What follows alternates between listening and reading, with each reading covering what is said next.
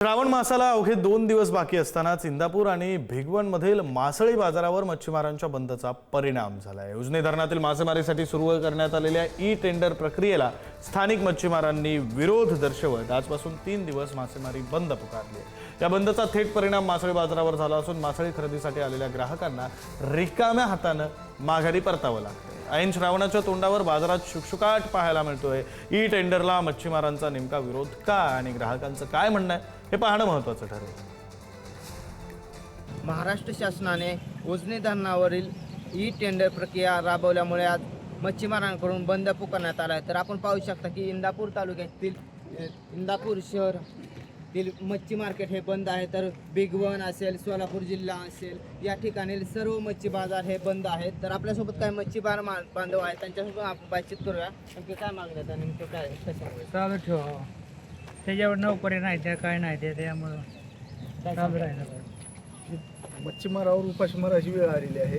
ही शासनाने ठाका काढलेला आहे। ही खाजगी जर झाला तर मच्छीमाराला उपाशी मरण्याचीच वेळ येणार आहे आणि ह्याच्यावर मच्छीमार जे आहेत हे कोणालाही जमले नाही। या उजनी धरणावर सर्वच समाजाचे लोक मच्छीमारी करतात आणि आता जो शासनाने खाजगी ठेकेदारी पद्धत आणि सौर ऊर्जा प्रकल्प राबवण्याचं ठरवलेलं आहे, यामुळे आपल्या या सर्वच उजनी धरणातील सर्वच मच्छीमारावरती उपासमारीची वेळ येणार आहे।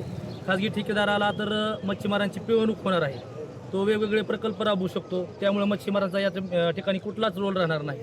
त्याचे भरपूर दुष्परिणाम आहेत। भविष्यामध्ये बेरोजगारी होणार आहे, त्याचबरोबर गुन्हेगारी प्रवृत्ती वाढणार आहे। आम्ही सर्व मच्छीमार सरकारच्या समोर मानणार आहे। त्यासाठी आम्ही 12 तारखेला पूनम गेट सोलापूर या ठिकाणी ठिय्या आंदोलन उभारलं आहे। मच्छीमारांनी जे आंदोलन पुकारलेलं आहे त्यांना पाठिंबा देण्यासाठी आणि त्यांच्या हा उपजीविकेचा निर्माण झालेला प्रश्न सोडवण्यासाठी आज आम्ही सर्व आडतदार, इंदापूरचे सर्व आडतदार या ठिकाणी मच्छीमारांना पाठिंबा देण्यासाठी आम्ही 3 दिवस मच्छी मार्केट बंद ठेवण्याचा निर्णय या ठिकाणी सर्व आडतदारांनी या ठिकाणी घेतलेला आहे। सकाळी धरणं निघाल्यानंतर म्हणलं मच्छी घेऊन यावं म्हणून निघालो, इथं आलो तर बघतो तर सगळंच बंद। आता रिटर्न जायची वेळ आली मागाय।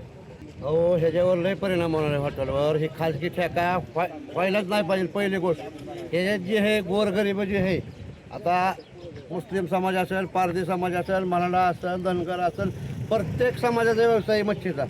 आज कमीत कमी 20-25 घरं ह्याच्यावर चालतात।